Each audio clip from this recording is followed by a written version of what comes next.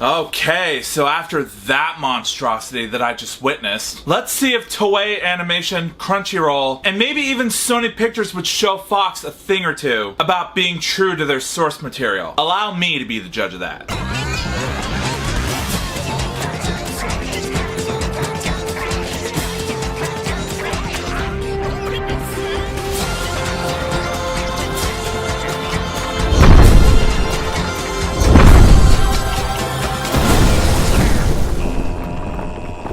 Yo, what is up, my Cinedroids? G to the S here. Today, I'm gonna be reviewing an actual Dragon Ball Z movie, just simply called Dragon Ball Super Superhero. The Red Ribbon Army was once destroyed by Son Goku, played this time by US voice actor Sean Scammell. Individuals who carry on with the spirit have created the ultimate androids. Gamma 1, played by US voice actor Alex Lee, and Gamma 2, played by US voice actor Zeno Robinson. However, these two androids call themselves superheroes and start attacking Piccolo, played this time by US voice actor Christopher Sabat, and Gohan, played this time by US voice actor Kyle Bear. Let's see if these Americans can pull this off. Now, I noticed that a couple of the fans of the show are completely turned off by their use of animation in this movie. They say that the combination of both CG animation and hand-drawn doesn't look like the same animation from the show, and it led them to think that it detracts from the overall aesthetic of the film. But me, personally, I think their use of animation is really fascinating, even in scenes where we see the characters fight each other in the air, in terms of the movie's use of action sequences and cinematography, because that's what they're known to do throughout this whole franchise. I mean, it's not that it's a bad thing for a movie or anything, but I wouldn't dare say that I was disappointed by it. The choreography in general is fun to watch. I mean, it's not the type of action that I could stand up from my seat and shout with joyful glee or anything. I'm not the biggest expert of this franchise. I didn't say that I wasn't a fan of it or anything. Clean your ears out. But what I'm saying is, at the same time, since I was in an auditorium with the fans of the original, even their youngest kids that went to see the movie with me, and trust me, it was a packed experience. But I can totally see the appeal that people would have for this movie. In terms of execution, it was a big deal. And for that, I would like to give huge kudos to Crunchyroll, Toei Animation, and Sony Pictures themselves for delivering a fun, action-packed experience, as this movie should feel like, even if most people don't know about the lore of the franchise itself. Again, take notes, Fox. Now sure, I get that for some of you, the story seemed confusing and all over the place, but for me, personally, I think that's what this whole franchise is known for. It's supposed to be silly and nonsensical, but that still doesn't mean that the writing is silly and nonsense either. They managed to be clever with their silliness, but the biggest driving force of this film is the dramatic and emotional nature of it. Once we get to the final climax where the characters have to fight a big giant monster at the end, the characters are working together as a group, as a team, making sacrifices, saving each other in the process. And to me, that's what was missing with the live action Dragon Ball movie. The characters in that film should have been working together as a team. There were hardly any emotional stakes to be had in that movie. In this film, the Dragon Ball action is on full display, and I get to care for these characters because I was biting my nails at what emotional stakes that this movie keeps piling up for them. And the voice actors, be it English dubbed or Japanese, did such an amazing job at portraying their characters. And again, unlike that live action disaster opus of an excuse to adapt the franchise to the big screen, the characters in this film sound like the actual characters from the actual source material, and they look like them as well. So on that note, great job to Crunchyroll for showing Fox what the characters should look like. I mean, I bet Fox is not listening to you, but hey, at least their box office failure will make them think otherwise.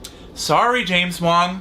Better luck next time. Now, if I had to think of something negative about this film, it would be that the runtime of this movie seems a little bit longer than usual. I kind of wish that they would shorten it up just a teensy bit, but at the same time, I get that they want to appeal to the fans of the original series. So I can't say that I don't approve whatsoever. So on that note, great job for keeping the spirit alive nonetheless. So with that said, guys, in the end, I thought Dragon Ball Super Superhero was a really fun animated action film. Not the most perfect movie, it has its flaws, but does that make it automatically trash because of it? Easy answer is a strong and profound no. I had a blast with this movie from beginning to end. This is what Dragon Ball Evolution should have been. Again, I said it twice and I'm gonna say it one more gosh darn time. Pay close attention to this movie, James Wong. This is how you do a solid animated adaptation to a beloved series. And as a result, I rate Dragon Ball Super Superhero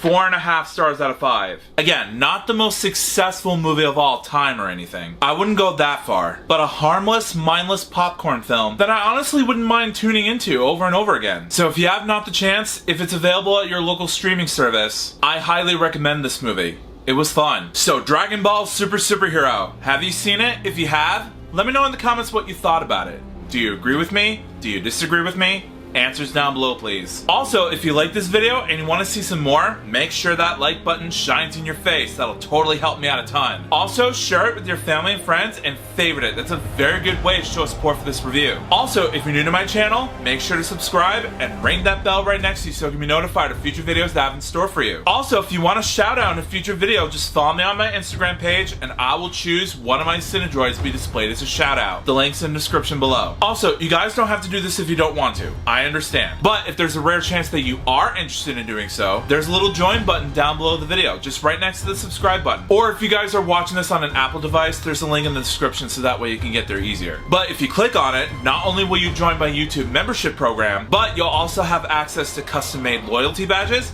custom-made emojis that I created for myself, and a special shout out from yours truly. So if you guys want to be featured in a video, be sure to click on the join button or click on the link in the description below and become a member. It doesn't cost you much. It only costs about $2.99 a month to join. So make sure you click on the join button or click on the link in the description below and become an OG Cinedroid in no time. Also, I set up a Patreon page for you guys to check out as well. There will be a link in the description so that way you can visit my page and gain access to up to 4 membership tiers. On my page, I post reviews a week early before you get to see them posted on this channel. I'm also planning to do nerdy pop culture themed fan polls, book audio reviews, and also full-length movie and TV show reactions on my page as well, uncut. So if that's your cup of tea, if you guys are interested, go to the link below, become a patron, and let's get to know each other a bit more. Also, if you want to subscribe to my gaming channel, there's either a link in the description or at the icon card in the top right corner of your screen. Go over there, subscribe, and let's just have fun together. Also, if you want to subscribe to my GS Productions After Dark channel where I review movies, TV shows, and video games that are strictly not for families, there'll be a link in the description as well so that way you can check out that channel if you're feeling frisky. But until then, I'll see you next time.